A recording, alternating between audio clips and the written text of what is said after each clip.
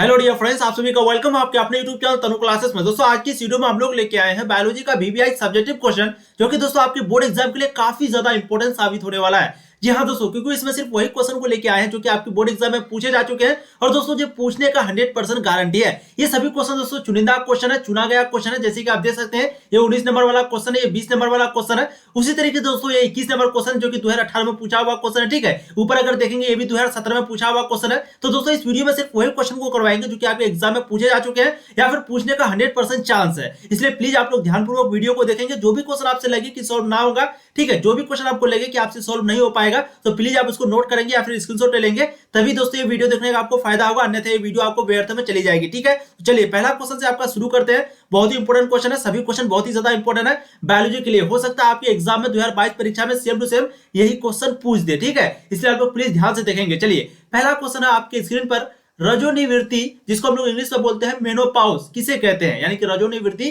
किसे कहते हैं समझिए। देखिए स्त्रियों में लगभग 40 वर्ष की आयु में मधचक्र अनियमित हो जाता है और धीरे धीरे या अचानक समाप्त हो जाता है। यह स्थिति एस्ट्रोजन की कमी के कारण उत्पन्न होती है। इसी को रजोनिवृत्ति के पश्चात स्त्रियां गर्भधारण करने में असमर्थ होती है, इसलिए प्रजनन क्षमता भी समाप्त हो जाती है। इसके ठीक विपरीत, इसके ठीक उल्टा पुरुष में शुक्राणु निर्माण अंतिम समय तक होता रहता है, किंतु उसकी मैथुन क्षमता आयु के साथ साथ कम हो जाती है। यानी कि अगर सिंपल भाषा में समझे तो 40 वर्ष की आयु में जो मधचक्र होती है, जो मतलब स्त्रियों की मधचक्र होती है, वो एक प्रकार का खत्म हो जाती है, वो अनियमित हो जाता है। ठीक है, धीरे धीरे या फिर अचानक समाप्त हो जाता है। लेकिन अगर वहीं पे पुरुष का बात करेंगे तो पुरुष में जो शुक्राणु निर्माण है वो अंतिम समय तक होता रहता है, वो बुढ़ापे तक होते रहता है, किंतु उसकी मैथुन क्षमता जो है आयु के साथ साथ कम हो जाती है। लेकिन उनकी जो मैथुन क्षमता है वो कम हो जाती है, लेकिन वो जो शुक्राणु निर्माण है वो कभी कम नहीं होती है, वो कभी बंद नहीं होती है। वहीं पे अगर बात करेंगे स्त्रियों की तो इसकी जो है बंद हो जाती है। सिंपली यही चीज है। तो रजोनिवृत्ति किसे कहते हैं, तो सिंपली आपको यही डिफिनेशन लिख देना है। अब देखिए दोस्तों बहुत ही ज्यादा इंपॉर्टेंट क्वेश्चन है कि शुक्राणु जनन तथा अंड जनन में समानताएं बताइए। शुक्राणु जनन तथा अंड जनन में समानताएं बताइए। तो देखते हैं सबसे पहले क्या क्या सिमिलरिटीज है दोनों में। सबसे पहले है शुक्राणु जनन तथा अंडाणु जनन में समानताएं, यानी कि similarities between spermatogenesis and oogenesis. ठीक है, तो सिंपली आपको शुक्राणु जनन और अंड जनन में विभिन्नताएं बताना है, समानताएं आपको बताना है। दोनों ही क्रियाओं में जनन एपिथेलियम की कोशिकाओं का विभाजन होता है, यानी कि शुक्राणु जनन और अंडाणु जनन दोनों में क्या होता है, क्रियाओं में जनन एपिथेलियम की कोशिकाओं का विभाजन होता है। दूसरा है दोनों ही क्रियाओं में 3 प्रावस्था होती है, एक है आपका गुणन प्रावस्था, एक है वृद्धि प्रावस्था, एक है परिपक्वन प्रावस्था। तो दोनों ही क्रियाओं में 3 प्रावस्था होता है। तीनों का नाम यहाँ पर आपका दिया हुआ है, एक है मल्टीप्लीकेशन फेज, ग्रोथ फेज, एक है मैच्योरेशन फेज। और पहला वाला क्या हुआ कि दोनों ही क्रियाओं में जनन एपिथेलियम जो है, यानी कि जर्मिनल एपिथेलियम जो है वो की कोशिकाओं का विभाजन होता है। अब तीसरा पॉइंट है दोनों में ही गुणन प्रावस्था में समसूत्री विभाजन होता है, दोनों में ही गुणन प्रावस्था में समसूत्री विभाजन होता है। चौथा पॉइंट है वृद्धि अवस्था में कोशिकाओं की वृद्धि होती है और पोषण तत्वों को संचित करती है। पांचवा पॉइंट है दोनों ही में परिपक्वन अवस्था में पहला विभाजन अर्धसूत्री तथा दूसरा विभाजन समसूत्री के द्वारा होता है। पहला अर्धसूत्री और दूसरा समसूत्री विभाजन द्वारा होता है। छठा पॉइंट है कि दोनों की अंतिम अवस्था में अगुणित गैमेट का निर्माण होता है। तो आपको चीजें समझ में आ गई कि किस तरीके से शुक्राणु जनन और अंडाणु जनन में समानताएं हैं, दोनों के बारे में यहाँ पर बताएं। ठीक है, यहाँ पर जो है दोनों की 3 प्रावस्था होती है, दोनों की गुणन प्रावस्था में समसूत्री विभाजन होता है। फिर लास्ट वाला पॉइंट हमने देखा कि दोनों अंतिम अवस्था में अगुणित गैमेट का निर्माण करता है और पहला विभाजन तो अर्धसूत्री तथा दूसरा विभाजन जो है समसूत्री द्वारा होता है, दोनों ही में परिपक्वन अवस्था में। ठीक है, तो चीजें आपको समझ में आ गई कि किस तरीके से शुक्राणु जनन और अंड जनन में समानताएं हैं, सिमिलरिटीज है। अब देखते हैं तीसरा क्वेश्चन, बहुत ही ज्यादा इंपॉर्टेंट क्वेश्चन है। यहाँ अगर आप एक और इंपॉर्टेंट पॉइंट देखेंगे, देखिए 19 नंबर वाला क्वेश्चन क्या है, प्लाज्मिडियम क्या है। क्वेश्चन देखिए क्या है कि प्लाज्मिड क्या है, प्लाज्मिड की संरचना तथा उपयोगिता संक्षेप में लिखे। एक बच्चे ने कमेंट किया था कि सर आप जो है ये किसी बुक से उठा लेते हैं, तो देखिए बुक से उठा नहीं लेते हैं, ये सभी क्वेश्चन इंपॉर्टेंट है। अगर आप यहाँ ध्यान देंगे तो ये 1 नंबर क्वेश्चन है, ये 2 नंबर क्वेश्चन है, और वहीं पे देखेंगे तो ये सीधा 19 नंबर क्वेश्चन है। तो ये चुना हुआ क्वेश्चन है, यानी कि जो क्वेश्चन इंपॉर्टेंट आपके लिए सिर्फ वही करवाया जा रहा है, ताकि वही एग्जाम में सेम टू सेम लड़े। अब एक तरफ से सभी क्वेश्चन करवाएंगे तो फिर इसमें इंपॉर्टेंट क्या हुआ है ना, इसलिए आप लोग ध्यान दीजिए। यहाँ पर जो है ये किसी बुक का आ गया होगा, ये यहाँ पर आपको ध्यान नहीं देना है, क्वेश्चन नंबर 19 में ध्यान देना है कि प्लाज्मिड क्या है, प्लाज्मिड की संरचना तथा उपयोगिता संक्षेप में लिखे। तो यहाँ पर संरचना और उपयोगिता दोनों को संक्षेप में लिखने के लिए बोल रहा है। देखिए बीएससी 2015 में ये क्वेश्चन पूछा हुआ है, इसलिए आप लोग ध्यानपूर्वक वीडियो को देखिएगा अच्छे से। ठीक है, देखिए यह जीवाणु कोशिका में उपस्थित बाह्य नाभिकीय छोटा एवं वर्तुलाकार डीएनए है, जो कुछ एक्स्ट्रा क्रोमोजोमल जीन को धारण किए रहता है तथा स्वादिग्विन क्षमताधारी होता है, जैसे यहाँ पर लिखा हुआ है कि PBr 322, PUC 10 आदि, इनकी लंबाई जो है लगभग 2700 PB होती है और इसमें द्विगुणित व उपस्थित स्थलम सेलेव टेबल मार्कर क्लोनिंग केंद्र नामक भाग होता है। तो ये हो गया आपका प्लाज्मिड, ठीक है। और प्लाज्मिड के संरचना तथा उपयोग यहाँ पर सारा चीज बता दिए, यानी कि इसमें द्विगुण व उपस्थित स्थलन और आपका है एक सेलेव टेबल मार्कर क्लोनिंग केंद्र नामक भाग होता है। अब नेक्स्ट क्वेश्चन देखिए, क्वेश्चन नंबर यहाँ पर आपका 20 है कि जंतुओं द्वारा परागित किन्हीं 4 पौधों के नाम जंतुओं सहित बताएं। जंतुओं के द्वारा जो परागित किन्हीं 4 पौधों के नाम जंतुओं सहित बताएं। सबसे पहला देखिए, जंतुओं द्वारा परागित पौधे इस प्रकार है। सबसे पहला आपका प्राइमूला, इस पौधे में परागकण मधुमक्खी के द्वारा होता है। इस पौधे में परागकण जो है वो मधुमक्खी के द्वारा होता है। दूसरा आपका यक्का या फिर अंडफिल, क्या है यक्का या फिर अंडफिल, इस पौधे में परागन प्रेनुबा नामक जीव के द्वारा होता है। यानी कि एक हो गया आपका यक्का या फिर जिसको हम लोग बोलते हैं अंडफिल, इस पौधे में क्या होता है परागन जो है वो प्रेनुबा नामक जीव के द्वारा होता है। तीसरा पॉइंट है मरमीको, क्या है मरमीकोफिली, इस पौधे में परागकण जो है वो चींटियों के द्वारा होता है। इस पौधे में परागन जो है वो चींटियों के द्वारा होता है। चौथा पॉइंट है आपका मेलकोफिलस, क्या है मेलकोफिलस, इस पौधे में परागन जो है वो घोंघा के द्वारा होता है। तो चीजें समझ आ गई, जंतुओं द्वारा परागित किन्हीं 4 पौधों के नाम, 4 पौधा हो गया आपका प्राइमुला, यक्का या फिर अंडफिल, एक है आपका मर्मिकोफिली, एक है मेलकोफिलस, ठीक है। और उसका जो है हम लोगों ने देखा कि पौधे के नाम जंतुओं सहित बताए, 4 पौधे के द्वारा जो परागित वगैरह होती है, ठीक है।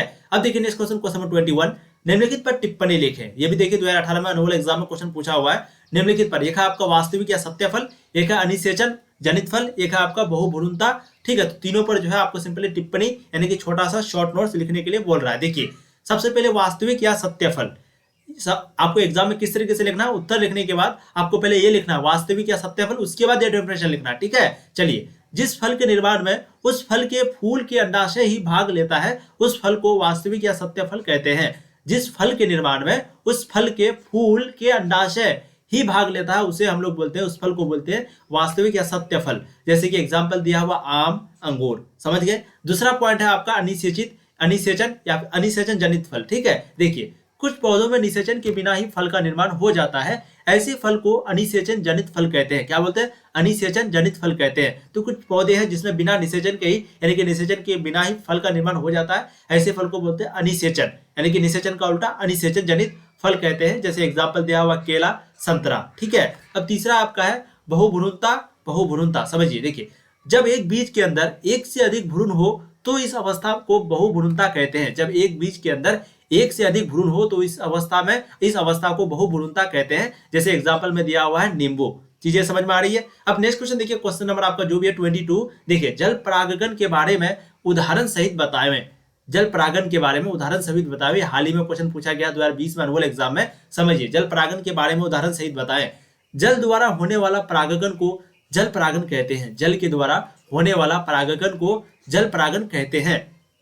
हाइड्रिला तथा वेलिसनेरिया में जल परागन होता है। तो यहाँ पर सिंपली क्वेश्चन पूछ रहा है कि जल परागन के बारे में उदाहरण सहित देखिए, एक उदाहरण भी देना है और जल परागन का डेफिनेशन बोलना है। तो जल के द्वारा होने वाला परागन को क्या बोलते हैं, जल परागन कहते हैं। एक एग्जांपल ले लिया है यहाँ पर, हाइड्रिला तथा वेलिसनेरिया में जल परागन होता है, ठीक है। अब वेलिसनेरिया में नए पौधे तथा मादा पौधे अलग अलग होते हैं। वेलिसनेरिया में नए पौधे तथा मादा पौधे अलग अलग होते हैं, अर्थात एक लिंगाश्रायी होते हैं। जब नर पुष्प परिपक्व हो जाते हैं तब वे पौधे से विच्छेदित होकर पानी पर तैरने लगते हैं। स्त्री पौधे में वृद्ध लंबाई वृद्धि करके पुष्प को जल की सतह पर लाता है। नर पुष्प जैसे ही मादा के संपर्क में आता है परागकोशों से परागकण निकलकर वर्तिकाग्र से चिपक जाते हैं और इस प्रकार पर परागकण हो जाता है और परागन के पश्चात मादा पुष्पों के वृंत कुंडलित होकर फिर पानी में चले जाते हैं और जहां बीज और फूलों का निर्माण हो जाता है, ठीक है। ये हो गया आपका जल परागन के बारे में उदाहरण सहित देगा। तो जल परागन के बारे में लिख देना, उदाहरण दे देना आपको कि हाइड्रिला और वेलिसनेरिया। ऑब्जेक्टिव भी आपको पूछ सकता है कि जल परागन के बारे में लिखे उदाहरण सहित, तो उदाहरण अगर मांगेगा तो ये आपको अच्छे से याद रखना, हाइड्रिला और वेलिसनेरिया, ठीक है। अब देखिए नेक्स्ट क्वेश्चन में आपको जो भी स्त्रियों के गौण लैंगिक लक्षण यानी कि secondary sexual characters in women, स्त्रियों के गौण लैंगिक लक्षण, समझिए। स्तनों की वृद्धि तथा विकास होता है, यानी कि उनका लक्षण क्या क्या होता है, लैंगिक लक्षण, गौण लैंगिक लक्षण क्या क्या होता है, यानी कि secondary sexual characters in women किस तरीके से देखा जाता है। तो सबसे पहले स्तनों की वृद्धि तथा विकास होता है। स्तनों की वृद्धि और विकास इससे पता चलता है। बाह्य जननांग भी पूर्णतया विकसित होते हैं। बाह्य जननांग जो है वो भी पूर्णतया विकसित होते हैं और सरोनी मेखला तथा नितंब चौड़े हो जाते हैं। सरोनी मेखला तथा नितंब जो है वो चौड़े हो जाते हैं। बगल में तथा बुलवा के चारों ओर बाल निकल आते हैं। बगल में तथा बुलवा के चारों ओर बाल निकल आते हैं। जांघों तथा नितंबों पर अधोत्वचीय वसा विकसित होती है। जांघों तथा नितंबों पर अधोत्वचीय वसा विकसित होती है। आर्तव चक्र मासिक प्रारंभ हो जाता है और आर्तव चक्र मासिक प्रारंभ हो जाता है। तो ये है आपका स्त्रियों के गौण लैंगिक लक्षण। ठीक है, अब देखते हैं नेक्स्ट क्वेश्चन, क्वेश्चन नंबर 17। बहुत ही इंपॉर्टेंट क्वेश्चन है, 2020 का रोल एग्जाम में पूछा हुआ क्वेश्चन है कि अलैंगिक तथा लैंगिक जनन में उदाहरण अंतर स्पष्ट करें। यानी कि अलैंगिक और लैंगिक जनन में अंतर स्पष्ट करें विद उदाहरण, यानी उदाहरण के साथ, एग्जाम्पल के साथ। देखिए अलैंगिक तथा लैंगिक जनन में अंतर, सबसे पहला है आपका अलैंगिक प्रजनन में केवल एक ही प्राणी भाग लेता है। यानी कि अलैंगिक प्रजनन में सिर्फ एक ही प्राणी भाग लेता है। लैंगिक जनन में 2 प्राणी भाग लेता है। पहला पॉइंट हो गया आपका। दूसरा पॉइंट क्या है कि प्रजनन की इकाई है कलिका, शरीरखंड आदि, और ये प्रजनन की इकाई यानी कि लैंगिक प्रजनन की इकाई जो है वो है युग्मक। तो अलैंगिक प्रजनन की इकाई क्या है? कलिका है, शरीरखंड है, और वहीं पे लैंगिक प्रजनन की इकाई क्या है? युग्मक है। तीसरा पॉइंट है कि अलैंगिक जनन युग्मकों का निर्माण नहीं होता है। अलैंगिक जनन में युग्मकों का निर्माण नहीं होता है, वहीं पे लैंगिक जनन में युग्मक यानी कि शुक्राणु तथा अंडाणु दोनों ही बनते हैं। ठीक है। चौथा पॉइंट आपका, ये कभी कभी आपको 5 नंबर भी पूछ देता है, इसलिए आप लोग ध्यान देंगे। चौथा पॉइंट है कि युग्मक संलयन नहीं होता है। चौथा पॉइंट क्या है? युग्मक संलयन नहीं होता है। और वहीं पे अगर इसमें बात करेंगे यानी कि आपका लैंगिक प्रजनन में तो युग्मक संलयन होता है। तो लैंगिक में युग्मक संलयन होता है, वहीं पे बात करेंगे अलैंगिक में तो वहां पर युग्मक संलयन नहीं होता है। अब अलैंगिक प्रजनन समसूत्री नहीं होता है। अलैंगिक प्रजनन समसूत्री नहीं होता है। वहीं पे बात करेंगे लैंगिक जनन का, तो लैंगिक जनन जो है वो अर्धसूत्री विभाजन भी होता है। ये क्या होता है? अर्धसूत्री विभाजन भी होता है। ठीक है, और जनक के समान ही होता है संतान। यहाँ पर देखेंगे अगर अलैंगिक जनन के बारे में, तो अलैंगिक जनन जो है, अलैंगिक प्रजनन जो है वो संतान आनुवंशिकी के रूप में जनक के समान ही होता है। संतान आनुवंशिकी के रूप में जनक के समान ही होता है। और वहीं पे बात करेंगे लैंगिक जनन, तो संतान आनुवंशिक रूप में जनक से भिन्न होता है। आनुवंशिक रूप में जो जनक है उससे बिल्कुल भिन्न होता है। ठीक है, अब आगे देखेंगे अगर, तो क्योंकि इसमें आनुवंशिक भिन्नताएं नहीं होती है इसलिए विकास में कम सहायक होता है। ठीक है, यानी कि अलैंगिक जनन में क्योंकि अलैंगिक जनन में आनुवंशिक भिन्नताएं जो है वो नहीं होती है, इसलिए विकास में कम सहायता होता है। वो भी बात करेंगे अगर, तो इस विधि में आनुवंशिक भिन्नताएं होती है इसलिए विकास में सहायक होता है। तो हो गया आपका लैंगिक जनन। लैंगिक जनन में विकास में सहायता होता है, आनुवंशिक भिन्नताएं भिन्न होती है इसलिए विकास में सहायक होता है। वह भी बात करेंगे क्योंकि इसमें आनुवंशिक भिन्नताएं नहीं होती इसलिए विकास में सहायक नहीं होता है। अब 8वां पॉइंट देखेंगे, तो यह अकशेरुकीय तथा कशेरुकियों दोनों में होता है। यह अकशेरुकियों, ठीक है, अकशेरुकियों और कशेरुकियों दोनों में होता है। और यहाँ पर यह लगभग सभी प्राणियों में होता है, जैसे कि प्रोटोजोआ स्तनियों तक। ठीक है, तो इस तरीके से जो है आपको इंपॉर्टेंट पॉइंट लिखना है। मैंने आपको बताया 5 नंबर का भी क्वेश्चन इसमें पूछा जाता है, इसलिए आप लोग आराम से अच्छे से स्क्रीनशॉट ले लीजिए। ठीक है, तो मैंने बताया आपको अलैंगिक और लैंगिक जनन में अंतर, लगभग हर बार ये क्वेश्चन पूछा जाता है, इसलिए आप लोग को अच्छे से ध्यान रखना है। ठीक, अब देखते हैं नेक्स्ट क्वेश्चन, क्वेश्चन नंबर आपका 5। एमटीपी क्या है? एमटीपी जिसका फुल फॉर्म है मेडिकल टर्मिनेशन ऑफ प्रेगनेंसी। कभी कभी फुल फॉर्म भी पूछ दिया जाता है। तो एमटीपी यानी कि मेडिकल टर्मिनेशन ऑफ प्रेगनेंसी, ये विधि जो है क्या है? ये भी बीएससीबी यानी कि बिहार बोर्ड में 2013 में ये क्वेश्चन पूछा हुआ है। देखिए एमटीपी अगर सिंपल लैंग्वेज में अगर समझाएं तो यहाँ पर ध्यान से, पहले इसको मैं थोड़ा छोटा कर देता हूं ताकि आप लोगों को क्लियर दिखे। एमटीपी विधियों को सुधारक विधियां भी कहते हैं। एमटीपी विधि को सुधारक विधि भी कहते हैं। इन्हें तब इस्तेमाल किया जाता है जब गर्भ ठहर गया हो। इन्हें तब इस्तेमाल किया जाता है जब गर्भ ठहर गया हो। गर्भपात तथा चूसन, जिसको हम लोग बोलते हैं एस्पिरेशन, ऐसी 2 सुधारक विधियां हैं जिनके द्वारा गर्भ को यांत्रिक विधि द्वारा अथवा हार्मोनों के उपयोग से समाप्त किया जा सकता है। ठीक है, तो ये है आपका एमटीपी यानी कि मेडिकल टर्मिनेशन ऑफ प्रेगनेंसी। ये है विधि, यानी कि ये जो है एक प्रकार का सुधारक विधि है जिसमें तब इस्तेमाल किया जाता है जब गर्भ जो है वो ठहर गया हो। ठीक है, गर्भ जब ठहर जाता है तो गर्भपात तथा चूसन यानी कि ऐसी 2 सुधारक विधि है जिनके द्वारा गर्भ को यांत्रिक विधि के द्वारा जो है हार्मोनों के उपयोग से समाप्त किया जाता है अगर गर्भ ठहर जाए तो। अब देखिए नेक्स्ट क्वेश्चन, क्वेश्चन नंबर 6। जनसंख्या विस्फोट से क्या अभिप्राय है? इससे आप क्या समझते हैं? देखिए मनुष्यों द्वारा विविध कारणों से अधिक संतानें पैदा की जा रही है। मनुष्यों के द्वारा विविध कारणों से अधिक संतानें पैदा की जा रही है जिसके कारण जनसंख्या में बहुत वृद्धि हो गई है, जिससे ऐसी स्थिति पैदा हो गई है जिसे हम जनसंख्या विस्फोट यानी कि पॉपुलेशन एक्सप्लोजन कहते हैं। जनसंख्या वृद्धि से अनेक समस्याएं खड़ी हो गई है, जैसे भोजन, आश्रय तथा कपड़े की समस्याएं आदि। तो जनसंख्या विस्फोट का मतलब आपने समझा कि मनुष्यों के द्वारा जो विविध कारणों से अधिक संतानें पैदा की जा रही है जिसके कारण जनसंख्या में बहुत वृद्धि हो गई है, जिससे ऐसी स्थिति पैदा हो गई है जिसे हम जनसंख्या विस्फोट कहते हैं। और जनसंख्या वृद्धि से अनेक समस्याएं खड़ी हो गई है, जैसे एग्जाम्पल में लिख दिया भोजन, आश्रय तथा कपड़े की समस्याएं आदि। अब समझते हैं क्वेश्चन नंबर 7 की। क्वेश्चन कह रहा है गर्भ निरोधक किन्हें कहते हैं?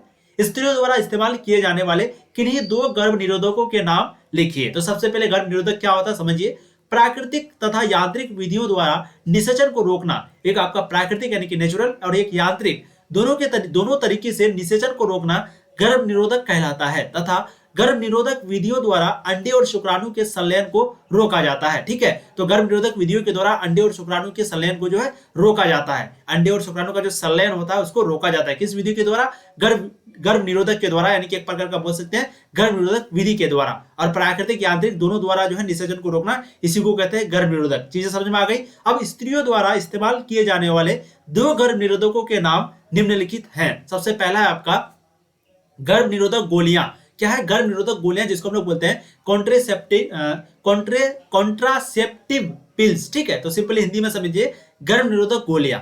गर्भ निरोधक गोलियों को रोज खाना पड़ता है, जिनसे मादा में अंडोत्सर्ग नहीं होता है। इन गोलियों से केवल अंडोत्सर्ग नहीं हो सकता और रजोचक्र का रक्तस्राव एवं गर्भाशय की दीवार के स्तर का उतरना सामान्य रूप से होता रहता है। ठीक है, अब दूसरा आपका डायफ्राम। डायफ्राम क्या होता है समझिए इसको। इसे डॉक्टर, 1 सेकेंड, हाँ, इसे डॉक्टर द्वारा गर्भाशय के मुख्य सर्विस पर फिट कर दिया जाता है, जिससे शुक्राणु सर्विस नलिका में प्रवेश नहीं कर पाती है। ठीक है, तो डायफ्राम क्या है? इसे जो है डॉक्टर के द्वारा गर्भाशय के मुख में जो मुख होता है वहीं पे, यानी कि सर्विक्स जिसको हम लोग बोलते हैं, वहीं पे जो है फिट कर दिया जाता है, जिससे शुक्राणु सर्विक्स जो है नलिका में प्रवेश नहीं कर सकते हैं। तो ये हो गया आपका गर्भ निरोधक गोलियां, ये हो गया आपका डायफ्राम। तो उम्मीद करते हैं दोस्तों ये क्वेश्चन आपको काफी ज्यादा इंपॉर्टेंट लगा। ये सभी क्वेश्चन बहुत ही ज्यादा इंपॉर्टेंट है। आप लोगों से एक छोटी सी रिक्वेस्ट है, अगर आप इसी तरीके का क्वेश्चन चाहते हैं सब्जेक्टिव क्वेश्चन में, तो आप लोग कमेंट करेंगे, ताकि मैं बार बार इसी तरह का इंपॉर्टेंट क्वेश्चन जो कि चुन के इसी तरह का क्वेश्चन लेके आऊंगा। ठीक है, बस आप लोग कमेंट जरूर कीजिए और चैनल पर पहली बार सब्सक्राइब कीजिए, वीडियो को शेयर कर दीजिए अपने दोस्तों को, क्योंकि यहाँ पर इसी तरीके से आपको पढ़ाई जाती है।